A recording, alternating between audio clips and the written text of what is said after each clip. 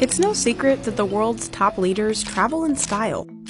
Just look at this $500 million flying fortress, or the $1.5 billion fleet for the Qatar royal family. But while these planes' aesthetics may seem a bit much, the aircraft are actually built for utility. Their job? To protect heads of states while they travel. While footage and photos are rare, here's what we do know about the planes of the world's most powerful.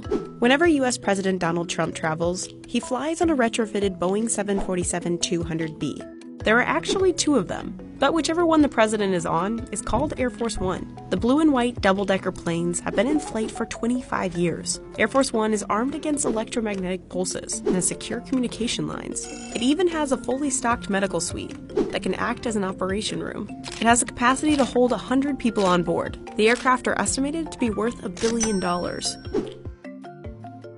Russian President Vladimir Putin has the biggest fleet, with a total of 132 aircraft. His primary transport? The Russian-made Ilyushin IL-96-300. On the outside, the plane is painted with a special coating that makes it less detectable to radar, but also has radar jammers and anti-aircraft defenses. On the inside, there are tapestries, lots of gold, an office, bedroom, and full gym for the president. It's valued at $500 million. Unlike the US and Russian presidents, China's leader Xi Jinping doesn't have a designated plane. He flies in one of two Boeing 747s, operated by Air China. Each one costs about $250 million. While they're not flying Xi, the planes are used for normal commercial passenger flights, so inside they're nothing elaborate.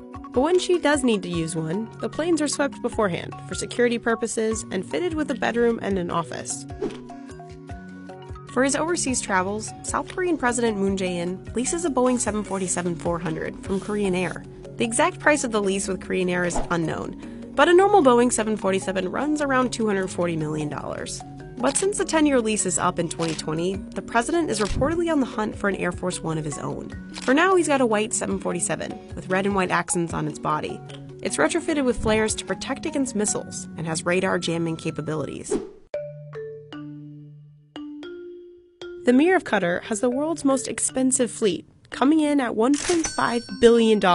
It includes two Boeing 747-8 BBJs. Whenever the Emir travels, he uses more than one plane to carry all his cargo and entourage. 1,000 people accompany him on any given flight, and his cargo includes food and even limousines he'll use upon his destination. Members of the royal family also use his fleet. German Chancellor Angela Merkel flies on one of two Airbus A340-300 airliners, known as Konrad Adenauer and Theodor Heuss. Before flying Merkel, the A340s were passenger aircrafts for the airline Lufthansa. They carry about 143 passengers and are tricked out with bedrooms, showers, offices, and a soundproof conference room. Each of the A340s costs an estimated $300 million. The UK Prime Minister flies on an Airbus A330 that costs $250 million. It's pretty much a passenger plane, but with added aerial refueling capabilities and a redesigned interior. There's a suite in the front of the plane with a curtain to block it off from the rest of the cabin. The plane also has 58 business class seats and 100 economy seats for journalists. It holds the record among the planes of the world's leaders for the ability to carry the most passengers. If you're wondering, the royal family boasts a $100 million fleet of their own, with 10 airplanes and 3 helicopters. President Hassan Rouhani travels overseas on an Airbus A340 that Air Canada and Turkish Airways once owned. Rouhani's plane is the only one operated by Iranian airline Dina Airways. Its price is unknown.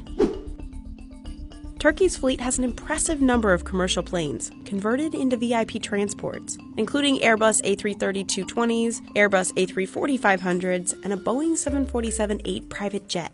The last one was a gift for Turkey's president from the government of Qatar. Instead of the 400 seats that are normally on board, this one got a major makeover. It now holds just 76 passengers in its first-class suites, lounges, and conference rooms. There's even a hospital on board. The jet is worth a whopping $500 million.